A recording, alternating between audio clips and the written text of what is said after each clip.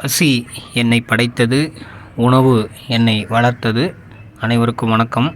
குடுவாஞ்சேரிலேருந்து கார்த்திகேயன் பேசுகிறேன். இன்று தேதி 9/3/2025 ஞாயிற்றுக்கிழமை.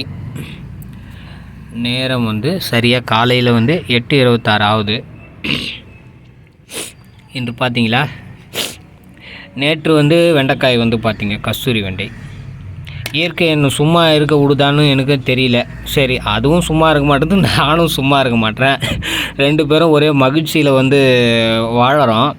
எனக்கு பாருங்கள், சுந்தர் ஐயா, சுந்தர் உழுதுவன் சுந்தர் அவர்கிட்டேருந்து சென்ற ஆண்டு ஆகஸ்ட் 3ஆம் தேதி ஆப்பிரிக்கன் தக்காளி 7 ஐட்டம் வாங்கினேன். அதில் இந்த ஒரு நாட்டு தக்காளி வகையும் ஒன்று. இது ஆப்பிரிக்கன் வெரைட்டின்னு சொல்கிறாங்க. ஆங்கிலத்தில் தான் இதுக்கு பேர் சொல்கிறாங்க, டோகோ ட்ரஃபுல்ன்றாங்க. நல்லா எப்படி நல்லா மடிப்பாக வருது பாருங்களேன். இதெல்லாம் அந்த நாட்டு தக்காளியில் தான் நம்ம பார்க்க முடியும். நம்ம ஊரில் அந்த நாட்டு தக்காளி தான் நல்லா மடிப்பாக வரும். சின்னதாக தான் வருது இது. ஆனால் பாருங்களேன், என்ன ஒரு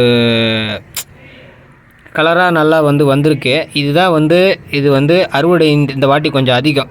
1 வரும், 2 வரும், 2 காய்கள் வரும், அது மாதிரி வரும். ஆனால் இன்றைக்கி பார்த்திங்கன்னா நிறைய வந்திருக்கு. இருக்க அதனோட மகசூல் கூடுது. அது நல்லா இருக்குது, நல்லா அற்புதமாக இருக்குது.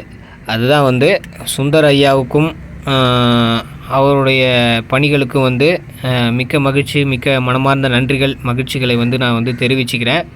இது மாதிரி நாட்டு விதைகளெல்லாம் நீங்கள் வாங்குங்க. வாங்கி அந்தந்த பட்டத்துக்கு போட்டு உங்களால் முடிஞ்சதை ஒன்று உற்பத்தி பண்ணுங்கள். இயற்கை முறையில் சொல்கிறேன், இதெல்லாம் முழுக்க இயற்கை முறையில் ஆகஸ்ட் 3ஆம் தேதி போட்டேங்க நான். இன்றைக்கி என்ன மார்ச், ஏப்ரல், மே, ஜூன், ஜூலை, ஆகஸ்ட், இன்னும் ஒரு 5 மாதம் ஆனால் 1 வருஷம் ஆக போகுது. கிட்டத்தட்ட 7 மாதத்தில் மாடி வீட்டில் எனக்கு மகசூல் கொடுக்குது. பொறுமையாக இருந்தால் கிடைக்கும், கண்டிப்பாக கிடைக்கும். அது போச்சே நமக்கு வரலையே அப்படின்னு மட்டும் நினச்சேன். நானும் அப்படி தான் நினச்சேன், வராதோ அப்படின்ட்டு நினச்சேன்.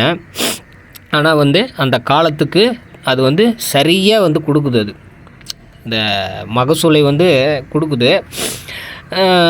இதெல்லாம் தான் நமக்கு மகிழ்ச்சியை கொடுக்குது. இது மாதிரியான செயலில் ஈடுபட்டதாக நமக்கு கொஞ்சம் அந்த நாள் கொஞ்சம் நல்லா நிம்மதியாக மகிழ்ச்சியாக சிரிப்பாக போகுது. வேறு எந்த செயல்கள் செஞ்சாலும் நமக்கு அதில் ஒரு நிறைவு இதுக்கு இந்த அளவுக்கு நிறைவு இல்லை. நிறைவு இருக்குது.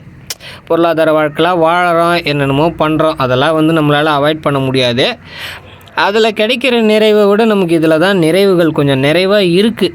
வேறு என்ன பண்ணுறது? அதுக்காகவே நாங்கள் இதெல்லாம் இந்த மாதிரி செயல்களில் ஈடுபடுறோம். அதே மாதிரி இவங்களோட விதைகளையும் இப்போது மகசூல் எடுக்கிறேன். போக போக இவங்களோட விதைகளையும் கொஞ்சம் பாதுகாப்பேன்.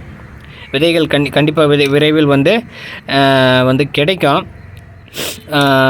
அது மாதிரி இருக்குது.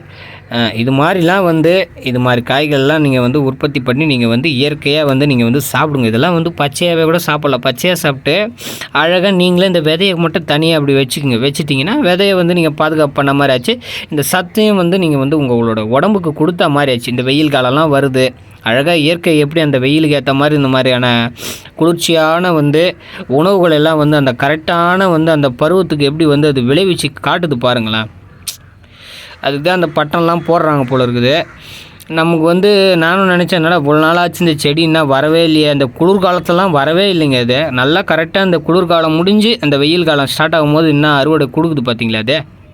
அதான் இயற்கையாக தான் அந்த படைப்பை நம்ம புரிஞ்சிக்கணுன்னா ஒரே மகிழ்ச்சியாக வாழலாம் எப்பயும் போல். இதுக்கெல்லாம் காரணம் யார்? ஆதவன் தான். அவரை ஒரு ஃபோக்கஸ் காமிச்சிருவோம். வாழ்க பசி, வளர்க உணவு. அனைவருக்கும் நன்றி, மகிழ்ச்சி.